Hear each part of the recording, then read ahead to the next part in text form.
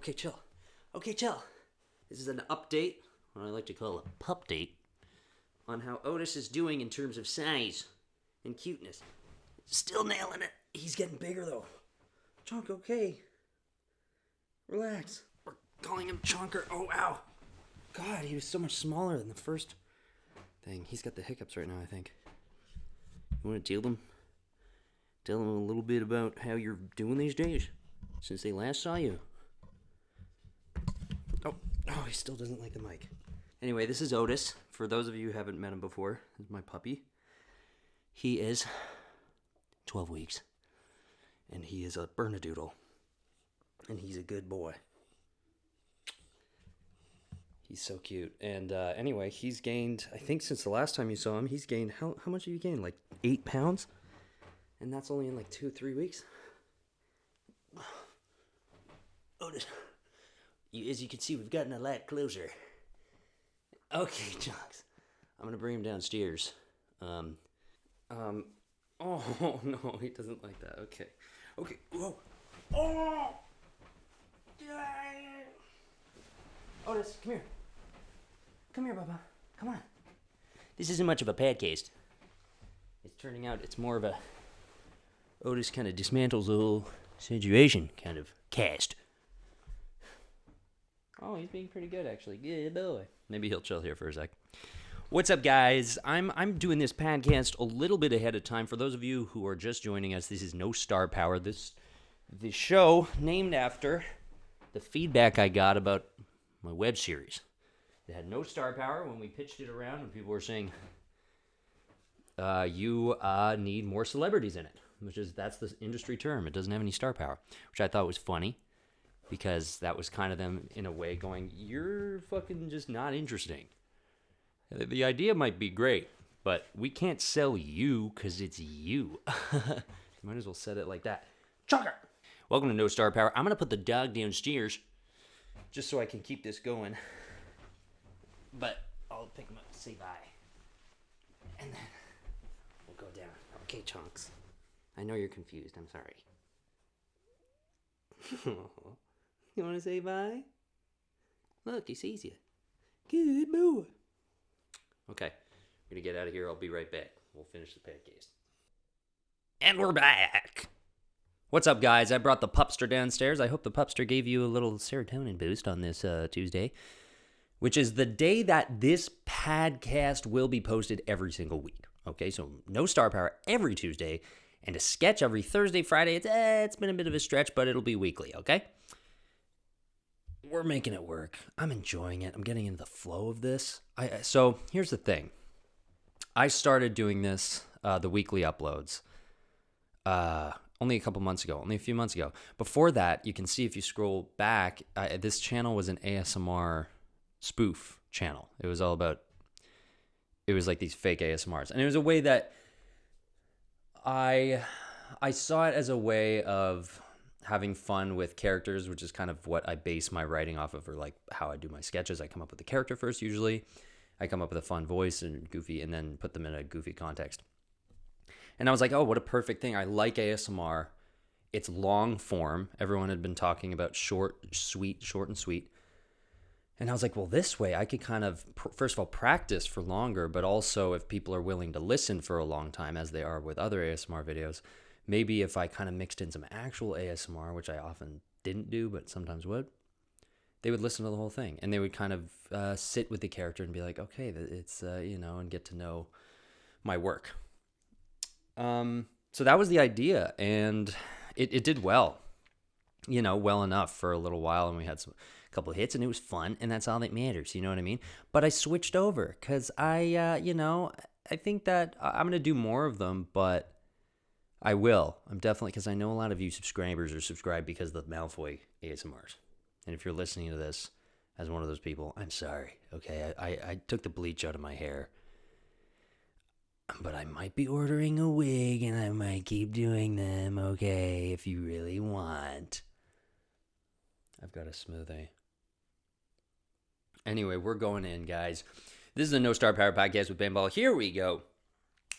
I wanted to talk to you about, well, like I said, I'm going to be in the Bahamas when this posts. So I'm going to be going down water slides and shit because I'm going to Atlantis, baby. I hope I don't get COVID. I hope I don't die. But we're going to have a good time down there, man. And then I'm going to come right back up. And by the time I'm back, this will be posted. So I'm shooting this a bit ahead of time, okay? So we're not going to talk about anything in the news. We're just going to have a good old-fashioned fun day. Okay? And to do that, I just wanted to tell you about some stories. I wanted to tell you stories, which is a lot of the stuff I do here. But what this podcast kind of ends up being is like a place for me to do like my stand-up. It's like a new age stand-up set, but it stays on the internet. That's what I think of as podcasts. Well, that's why comedians tend to all have podcasts, I think. It's because they're all kind of working through maybe material, or they're coming up with stuff with people, and then they come up with something funny, or you get to know them, you get to hear them. At least that's what I want out of this. Okay, so if you want to follow along, don't see this as, anything more than getting to know me and maybe hearing me do a set, every week. And if you're not into it, that's fine. Still love you. Check in for the sketches. And if you're not into those, sayonara. I'm going to be really fucking mad. Yeah, I have no respect for that. Yeah, no respect. Thank you. Don't have any respect for somebody who's not going to support me. I like to be very unlikable sometimes. Anyway, sorry, I took a break because I got cold, and I'm wearing a sweater. If you're listening to this on Spotify, I'm just wearing a sweater now. And I put on my headphones because I forgot that was a whole part of the whole deal, is that I listen into how I sound. I got so distracted by Otis, my puppy, doing the intro, the puppy cold open, totally threw me off. Now I'm behind. I don't even know what the fuck these even means. I can't read my handwriting. This show is going to be a disaster. I'm losing it. Okay? I'm here to tell you a couple stories. And I just wanted to get you, I realized I listened back on the last podcast. I'm like, people don't get enough, they don't get to know me as much. And I used to think that was like, well, why would anybody want to hear stories about my life? They just want to hear jokes. But then I was like, what's most important to me is that you guys are listening to me every week for half an hour.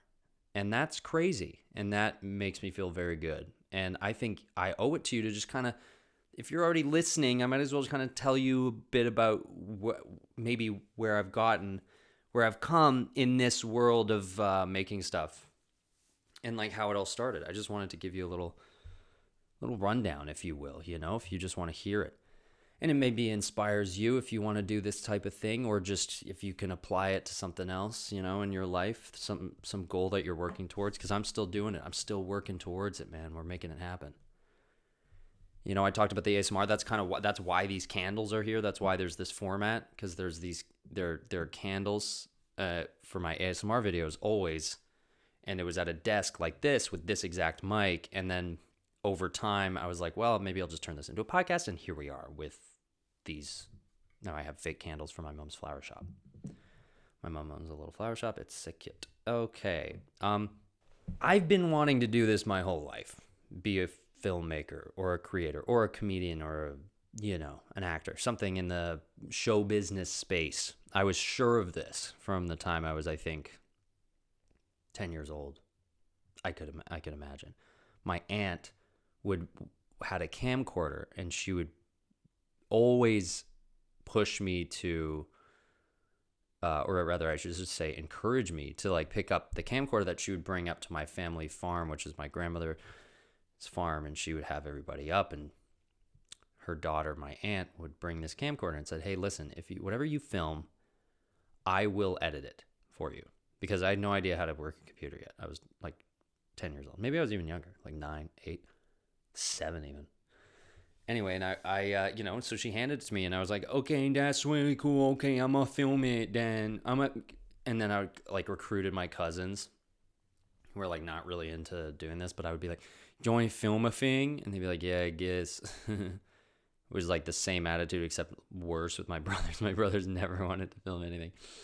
Probably because I would be like so like intense about it. Like I'm very meticulous about I'm trying to, even to this day, I'm trying to work on, mediating that just for people, just so it's not as stressful for people. So I don't have to bring them into my perfectionist mind every time I work with them. I want to make it easier for people I work with. That's something I'm always working on. Anyway, so my aunt would edit these videos together, and I would make them up at the cottage. I would make these they would be way too long. They'd be 15 minutes, which doesn't sound long, but when it's the shit that we're filming, where it's just oh God, what is happening in this? I got my shitty work out of the way when I was 10 years old. And then fast forward. In university, I was making this thesis project with my buddy in university, and we made a mini feature. And it was going to be this gothic thriller, Lynch, David, what's his name? Fucking, the guy who did Seven, what's his name? Fincher. We wanted to make something like that, right? So we wrote this crazy script, and we sat up all night, literally I must have lost hair. We were treating it like this was our big break, and it wasn't, right? We learned so much, and I love this guy still, and we still hang out, and we still make stuff every once in a while together. But yeah, I think I was disenchanted a little bit by how much, first of all, how long it would take to get to the point where I could really put something together that grandiose. We had a $15,000 budget, which we amassed through crowdfunding and other means because it was for school. Anyway, and we got to the end of it, and I was and I was watching it in this big premiere, and I was I can barely even follow this. Something was just stuff was missing, which rightfully so. We were still young, and I'd only been really trying and working with high-tech equipment for the last 3-4 years before that, and it was mostly for comedy sketches. And so I went, I like comedy better because it's easier. You can kind of get away with a smaller budget, kind of fandangling stuff. So I was okay, and I turned to my other buddy who I lived with, and his name is Ben, and I went, yo, do you want to make a pilot on just a budget, just a total micro budget? And he was a year younger than me, so I was at the end of my final year. So I had nothing. I had this class called independent production where you can just make whatever you want. And I was doing this. This was my idea. I was this is what I want to make. And do you want to do it? And he was yeah, I'm kind of busy. He had school. So he put the time aside, and we were all right. And then we raised some money, and then just literally $800 or something. I think all the crowdfunding people were done with me going, now give me more money for another thing. They're yeah, we saw the first thing. I guess I'll throw you $1. But so grateful to everyone who donated. Anyway, we made this pilot using the school's facilities. So we made it for $800, but it really looked like probably a $50,000 project because of how much money we would have to have spent on the actual equipment that we were just getting free access to. A multicam studio, a full-on sitcom set. It was great. So fun working on that thing. Anyway, and that thing went on Reddit. We put it on the Adult Swim Reddit because we made it for them. It was this this love piece for Adult Swim. And it got 6 upvotes. It was didn't do well on Reddit. People liked it within our friend circle, and we were grateful. But then, the post didn't do well. But then I think a year later, I was in a dire state. If you're a struggling artist or struggling entrepreneur, it's you have these moments of oh God, what am I doing? And then sometimes things just click, almost ironically soon after those deepest moments of, oh, what the fuck am I doing? And I was having one of those that summer, and then suddenly I got a message on Reddit, a message, direct message on Reddit, and it was hey, where are you based? And I was who is this guy? And I went, Toronto. And then I realized, I think it was a way where he linked me to the original post. This is me. And I went, oh, this is that guy on that pilot we posted on the Adult Swim subreddit. He's yeah. And he just sent a big paragraph and said, well, I'm based in Georgia is in Atlanta. And he said, and here's my email, and I work for Adult Swim, and he said, I'm an IT, I've just been hired, I'm in the IT department, so I'm not in the creative department, but everybody who gets invited to this annual kind of event in the company. We all go and we eat steak and drink wine on like a big terrace, and we have a big projector, and we just like, each of the people invited gets a $3,000 budget, and we just hire somebody to make something for us, and then we each watch what we've brought to the table. And he's like, I really liked your pilot. I just want you guys to make something for me with the $3,000. And we were like, whoa. And, you know, I had this moment where I was like, no, this can't be true. I was like a trauma victim. I was like, this isn't real, because I had had some doors slammed in my face. So I was like, yeah, this is a trick. This is a trick. I see what you're doing, God. I know what you're trying. Okay. Yeah. No, you know who's working harder than you? This guy. And he's about to get me good. He's about to get me. A fucking dildo's going to come out of my phone and pop me in the forehead or something like that. I don't know what it's going to be, but this is false. This is fake. And then I messaged Ben and I was like, listen, man, this is a message I just got. And he went, whoa. And I was just coincidentally going to visit him out in Vancouver anyway, for only like, I was going to go for like 11 days with my buddy Carter, who was going to come along. And then I was like, should I just not return? Like not come back? And then so I just canceled my flight return. We flew out there. I ended up staying there for 65 days, and we just came up with a concept. The name of it, it's on Haunted Wifi, which is the other channel that I started with Ben, and we brought Andrew on board later on. And it's called Davey D and Blue Raymond's Human Powered History Hour. And it's kind of like a nostalgia throwback vibe to like the 2000s, like DVD era. And it's a really fun concept. Anyway, check it out. So we made that in 65 days from start to finish. And I remember I was sending the export at the airport before I got on the plane. Like I was that neurotic. Like I couldn't fucking leave myself 24 hours to send it ahead of time and just give myself a day to relax. It was like, no, I was in the airport sending it to the Adult Swim guy. And he's like, listen, the event is like tonight. And I was like, yep. And I like sent it to him. And he's like, cool. And he was the nicest guy. He even sent us like a care package at one point. I brought these out to show you. If you're listening on Spotify, then it's these screwdrivers that have Adult Swim on them, which is just so strange. But yeah, anyway, so like, I thought this was hilarious. I was like, what the hell? Like screwdrivers. And then he gave us a shirt, which I still wear all the time. It's too small for me, but I still wear it because I'm so proud.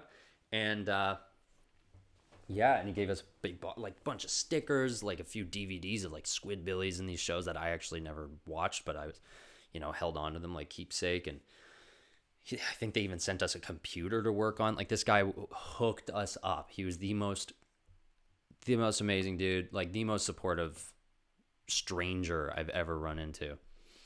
And anyway, and yeah, that was so cool, man. Like that was one of the most exciting moments of my life so far, was that time, that period, that 65 days in Vancouver, where I'd never really been to Vancouver and since I was a kid. So it's like traveling to a new place, and you know that feeling where you go somewhere new and you're like discovering a whole new world. It was like that, plus just like this adrenaline-filled creative explosion of pressure and excitement. And I bleached my hair for the first time out there, and I ended up having that look for like 3 years after that, but I did it for the character. And, you know, we got these costumes together. It was really like meticulous. And we shot it for $3,000 American. So to Canadians, that was $3,600 at the time. And, you know, I got my first check from Turner because I think this awesome guy, I don't know if I should name him. His name is James. He was a good guy. Yeah, he had also sent us some. He had left over some money from the budget. He said, guys, I'm going to hold back some of the budget and let me know if you need it as a contingency, but I'm just going to keep it so I can pay you at the end a little bit, which was so sweet. I was like, thanks, dude. And we didn't need it. And he sent us each $200. And I framed the check after depositing it. I took a picture of it. I did like the photo deposit and then framed it. I don't know where it is actually right now. I better get my hands on it. Anyway, that was my first network check, and that was so cool. And then, you know, and then nothing. And here's the other thing is like nothing really came of it. We put it on YouTube. We did end up pitching it to Office Hours. Not Office Hours. That's Tim Hardicker's thing. I forget what it's called, but it's the Adult Swim pitch. Maybe it is called Office. No. Anyway, whatever. We pitched it to adults. So we like sent it to them, and then we won this little pitch competition and won another $200.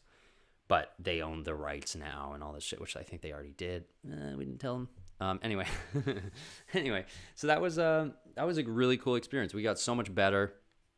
We had a fun ass time. Carter, the guy who came along with me, ended up staying, and he's like a really talented like animator, and just like this guy could wear any hat, if figuratively speaking, and just be put in any role and excel. Like he's like neurotic like me and will like zero in on anything. And so he lived with me out in this small Chinese fishing village, like from World War II, just like near Vancouver, like a 40-minute drive out, called Steveston. And we had this little town, it was one intersection type of town. It was like, it's the place, it was like on the water, and it was a bit of a touristy thing. So it was like going to, I don't know, like for Ontario, like for Toronto, going to like Niagara or something and staying there instead of Toronto. Anyway, pain in the ass for Ben because he had to drive out all the time and meet us and pick us up and shit. Anyway, so yeah, we were in Steveston in this little fishing village, and Carter and I were just living out there in this condo that my uncle hooked us up with. And man, what a time. That was great. And so that's just to say, like, even that was the moment for me, for all of us, I think, but I'll just speak for myself, where I was thinking, yo, like, Adult Swim is paying attention to, like, now he's going to screen this at the event and everyone's going to love it. And they're going to give us a call and they're going to be like, damn, that was a cool concept. Like, you guys killed it. And no, like, none of that happened. We kept reaching out to him until he kind of just had to give us like a, guys, it didn't, he tried his best, but he was like, guys, it's just nobody was there with any sway or whatever the reason was. Okay. And yeah, and then we just moved on, and then we just kept making sketches, and then we kind of, Ben moved back to Ben stayed in Vancouver. I went to Toronto, and that's, we weren't together making stuff. So we kind of make things here and there from afar. Yeah. And then Anxiety Boys, which is my web series, that I wrote on my, like, separately from Ben. I ended up writing that later on. Yeah, and then we made that, and that was right before the pandemic. Our last day of shooting was March 1st, and Ben directed it. Ben flew over and directed it. All my friends came around and did it. It's such a great experience, and that, so great. And that's, and then that's this podcast. That's the show. That was the follow-up. It was like a year and a half later, after this Adult Swim thing, that we made that, and huge team effort. And that was the show that kind of failed this big pitch run that we did. And I only say failed because I've already killed the stigma with that word for myself. I'm not, it's not a self-deprecating thing. I just say it because you should be okay with saying that. You should be, yeah, it failed. It's okay. Huge win in all other respects, other than technically it failed because it didn't sell or whatever the standards are. But in between the Adult Swim show and Anxiety Boys, which was an actual series as opposed to pilots, which we'd been making, Ben and I, like, we had all this attention after the Adult Swim thing, the clout from it. We were like feeling like we were rising. It was doing well, and so we were sent out to talk to a bunch of like agents. But then we got to the agents, and they were kind of like, it kind of felt like they were really just doing a favor. Like they weren't hyped on us really, which I look back and I'm like, I get it, because we didn't have audience. We just had the like the attention of a guy who, no offense to him, but it was a guy who worked not even in the creative department at Adult Swim, all these reasons that, it matter in the industry. And then so none of we spent all this money on plane tickets and stuff, and none of the agents wanted anything. And then we developed another show, which we never made. And then we just kind of went, let's take a break, because it was kind of burning us out a bit. And then that's when, during that break was when I was like, I just want to write something. And then I wrote Anxiety Boys. So there you have it. That's my story. That's in terms of just the work, that's the story. And now here I am. I'm kind of just among all of that, like during all that, I think like right after Happy Sad Time was the first ASMR video I made on this channel, and when this channel started, which was the Indiana Jones one. And Indiana Jones asks you for money, I think, or asks for a loan. And yeah, and then the ASMRs are just like random, just like once every month sometimes, maybe 2 a month. I would do them in bursts, and they would do okay, but over time, like I got one that really did well, the Malfoy like this asshole Cockney Malfoy character that I do. Like, fuck everything, mate. Why are these, like, muggles? Literally, mate. Muggles think they're all that. Well, I'm magic. I can make you disappear like this. Or, what I could do too, I could take this wand here, right? And I could do that and create 1,000,000,000,000,000 trillion of your money and collapse your whole economy. Do you want me to do that? I'm such a good wizard, mate. Anyway, I built up this character, which is kind of like a mixture of like a Ricky Gervais, like, meets, but like if he was Malfoy or like went to Hogwarts. And yeah, and then that did well enough on this channel, and then so I did a few more of those, and then I went, well, let's try something else. Anyway, that's how it goes. And you know, I wanted to tell you these stories because this it also helps me. It's therapeutic for me, right? To look back on where I've been and what brought me to this point. And I, you know, this show's called No Star Power because of something I learned, because of what I did learn through all this, which is that you know, the industry, the way I see it now is like the industry is just, it's unforgiving. And I knew that. And I've always heard that. And I was like, well, that's fine. I will bust through. And it's like, you know, maybe I still will. And I'm still working towards that. But it isn't a very, it's not very human. It's business, right? That's why it's called show business. And yeah, and it can kind of just make you it can make you quite discouraged, right? And if you're not killing it, if you're not like when Ben and I felt like we were rising because of the cloud of Adult Swim, and then it was like, nope.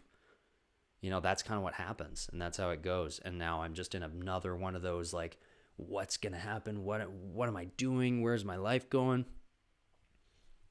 But it feels better to be in charge of my own thing. Having a YouTube channel, it's so, like, it's most like it's therapeutic. It's fun. I could do it on my own time. I could do whatever I want. I'm playing all the characters. I don't have to worry about somebody's schedule working with mine and making them come over to my house and maybe sensing that they're tired after an hour and going, yeah, I guess we can do that. Like, that would always bother me because I would be like, have so much adrenaline. Like, no, let's get this done. And so now I can just do it on my own. Just did a little collaboration with Joel Haver. At this point, I don't know if it's even posted yet, but if it's posted, I hope you enjoyed that. We had a great time doing it. Then that's where Joel also comes in, as we met him out in Vancouver when we started doing Haunted Wi-Fi during the quarantine. I moved out to Vancouver during the quarantine to try and, you know, keep the channel going, living with Ben, and we brought our buddy Andrew out there, and then we all worked together making these silly slapstick fisheye sketches before releasing Anxiety Boys after it didn't hit in the pitch run. And then, yeah, and then I moved back, now I'm back in Toronto on my own. And yeah, go check out Haunted Wi-Fi if you want, you know? There's like this channel, but then there's also Haunted Wi-Fi. Ben's got Danger Bean. Andrew's Wharfy Boy. He's a painter. He discovered his love for painting and poetry out in Vancouver, and now he's doing that on Instagram. So take a look, you know? Love you guys. Hey, you know, this one was just a bit more of a story time, okay? I usually sit here and I kind of practice material. And like I said, if you want to listen to this, first of all, go on Spotify. It'll all be there too. I do interviews every once in a while. I've interviewed Joel Haver and Trent Lenkarski, who's a great guy as well, and Alex Martens, who, you know, he's okay. I kind of like Alex was, you know, good enough. He's a nice enough guy. You know what I mean? He like kept farting though when we were on a FaceTime call together. She was like just a tad unpleasant. But anyway, go check out Alex Martin's channel. Go check out Trent Lenkarski's. They don't need my clout. They're doing fine on their own. And I'm joking. I fucking love Alex. Okay. Oh yeah, that's what I was saying. So whatever. When we were doing Haunted Wi-Fi over there, we got enough attention on Reddit, just enough that Joel Haver, who is like deeply, and still is like deeply attached to the YouTube creator community, and he found us on a small subreddit, and then we just found out that he had been posting our content on Reddit, like without saying anything or needing the credit or whatever. Like he was just putting out good energy into the world, which I was like, what? I was like, my selfish ass was like, but there must be some sort of incentive. And he was like, no, it's just the energy I want to put out in the world. And lo and behold, he blew up like right when his friend reached out to us and was like, hey, Joel and I have been laughing at your videos. And I was like, oh, cool. I was like, Joel. I'm like, oh, he's the one who keeps commenting on our stuff. And then I checked his channel. I was like, oh my God, he's at 60,000 subscribers. That's great. Or I think he was even 12,000 at the time. And then the next day, like 2 days later, Joel was at 60,000. And I was like, whoa. And he was like, yeah, I'm getting more attention on my stuff these days. I'm like, dude, you're downplaying it. You just got 60,000 subs in like a day. And he's like, yeah, the algorithm's being pretty nice to me these days. And I was like, these days? And then like a week passed, he was at like 150K. And I was suddenly like, dude, what the fuck? He was like commenting on all our videos. And it was always like him, one of the first comments. And still to this day, one of the first comments is usually Joel. So sometimes people are real, just good, kind-hearted souls. And I think I needed that. I needed to see somebody doing that for me to be able to go, okay, that's what it's about. You know, whether or not I do make it in the traditional sense with the networks and the pitching and the whatever and the getting my own TV show, I'm always going to be guided now by this. I'm going to do my best, you know, to just guide myself with like the principle of putting good energy out there and doing it for the love of the art and supporting other people. And I think you should do that too. You should consider it. It's really easy to get sucked into your own bubble because you're scared, you're terrified, right? And you think all you can do is double down on yourself, and you think everybody else is going to take your place. You know, that's the mindset I think I used to have, and I'm coming out of it, and I couldn't be doing better. It's a good thing. Anyway, sappy. Hey, next week it's going to be a lot more funny and chill and fun. This week I wanted to backlog one of these just so you can get a look at what I'm all about and tune in. And I hope you liked it, guys. I hope you like my little story time, you know. I appreciate you. Check out the podcast on Spotify. I will be uploading every single episode onto Spotify so you can listen to it on your walks to work. And please subscribe, please like, please comment. And if you're not into listening to me talk every single week, tune in whenever you want. And otherwise, we got sketches. Okay, we got shorts, we got sketches, we got other stuff. I'm working on some other fun stuff I might try, and I'm always thinking about a big pilot or a movie or something on the side. So maybe that'll, I'm sure another one of those will come out. Hopefully one day exclusively on this channel, because YouTube is a good place YouTube's on the come up. Okay, make feature films for YouTube. Make shorts. Just do it. Shoot it with your friends. Or if you don't want to bother your friends with your crazy neuroticism, then just do it yourself. So, Crystal, yeah.